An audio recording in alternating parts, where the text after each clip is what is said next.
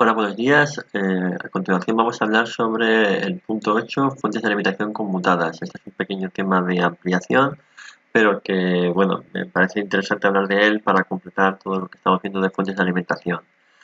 Hasta ahora hemos visto cómo funciona una fuente de alimentación lineal, es decir, la que está compuesta por un rectificado, un filtrado y una etapa de estabilización. Pero vamos a ver que hay otro tipo de fuentes de alimentación, que de hecho son las más frecuentes, que están basadas en un elemento que es de corte y conducción, como por ejemplo un transistor, que a una frecuencia muy alta lo que hace es abrir y cerrar y después estabilizar esa señal. Este tipo de fuentes de alimentación se llaman en inglés SMPS, Switch Mode Power Supply, y bueno, vamos a ver que este tipo de fuentes de alimentación las encontramos, por ejemplo, pues en casi todos los cargadores de móviles o en todos los elementos que requieren, pues eso, una ligereza en su y compacta y más compacta a la hora de fabricarlas y luego generalmente mucho más eficientes. Vamos a comentar brevemente cómo funcionan, son realmente un poquito más complejas que las que hemos visto hasta ahora en las fuentes de alimentación lineales y por tanto pues no vamos a entrar en detalle. Vamos a clasificarlas, bueno, la más sencilla es la tipo book o step down, es decir, la que reduce la tensión desde una tensión elevada a una tensión baja. Entonces, bueno, propiamente una fuente de alimentación conmutada no contiene, no, o sea, hablamos de lo que es la parte de, no, hay una etapa primera inicial de rectificado y estabilización, pero bueno, esto sería típico de una fuente lineal.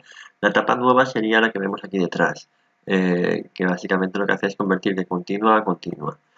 Entonces, lo que hacemos básicamente es, aquí tenemos el circuito, tenemos aquí un elemento de conmutación, el transistor, que le aplicamos una señal de conmutación de alta frecuencia. Esta señal puede ser generada mediante un generador de control, un oscilador, una señal de un microprocesador, bueno, hay muchas formas.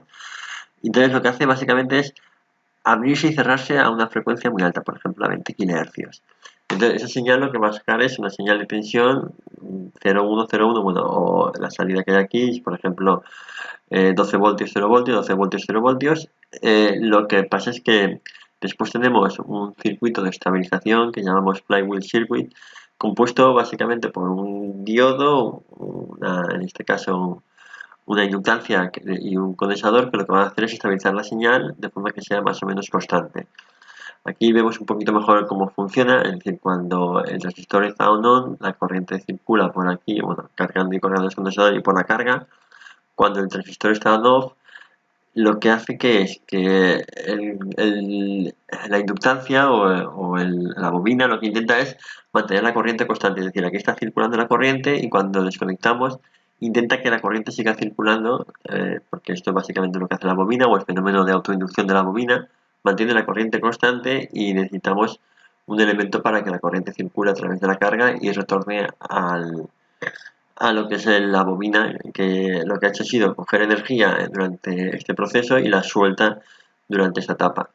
Entonces, bueno, el condensador hace lo mismo, básicamente al principio se carga y evita variaciones en la tensión y después se descarga, de forma que lo que tenemos es que a la salida de la carga, en principio tenemos una señal mucho más estable, de hecho puede ser hasta una línea continua si las condiciones son óptimas y no hay una, bueno, está bien diseñada la fuente.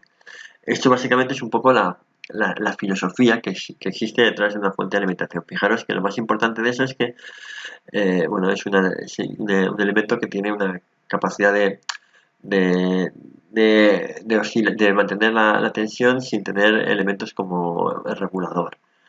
Bueno, existe otro tipo de señales o de fuentes de alimentación conmutadas que son de tipo boost o de step up, que lo que hacen es, así como en este esquema lo que hemos hecho ha sido conseguir una continua inferior al valor de entrada, en este caso lo que hacemos es conseguir una continua superior al valor de entrada. En este caso tenemos el elemento de conmutación aquí, sería el transistor en vez de aquí, y tenemos, en vez de aquí la bobina, el condensador y el diodo, tendríamos esta configuración. No entramos en detalle, aquí os enseño una configuración que sería una mezcla de ambas, tipo book y tipo boost, podemos conseguir voltajes inferiores o superiores a la entrada. Y bueno, esta pequeña clasificación simplemente es para ver hasta qué punto ese tipo de configuraciones son mucho más potentes que la que habíamos visto hasta ahora, porque podemos conseguir tensiones, como acabo de decir, superiores a las de la entrada. Y bueno, por último, un pequeño esquema de una fuente de alimentación conmutada en el que lo que hemos utilizado es, bueno, primero la entrada es a 100-240 voltios y tenemos un primer circuito rectificador y estabilizador. Y aquí lo que tenemos es un transformador de ferrita. La clave está en que en una fuente de alimentación lineal el transformador de hierro dulce es un transformador mucho más pesado, mucho más grande. Este es un transformador mucho más pequeño y funciona muy bien a altas frecuencias, no a bajas frecuencias. Entonces es lo que tenemos aquí. El elemento de conmutación estará aquí, va a conmutar a alta frecuencia y bueno, y además en este caso tenemos una medida de la salida y en función de eso actúa sobre la entrada para que regule, haya una regulación, una alimentación en bucle cerrado y consigamos la salida deseada. Nada, es un ejemplo de circuito de fuente de alimentación conmutada y nada, que saber que existen este tipo de fuentes de alimentación, además de las lineales que hemos visto hasta ahora, puesto que en el mercado vamos a encontrarnos un montón de tipos de fuentes distintas y no siempre tienen por qué ser lineales. De hecho, las fuentes lineales cada vez son las menos utilizadas. Y bueno, y nada, con eso tendríamos explicado el capítulo de fuentes de alimentación conmutadas.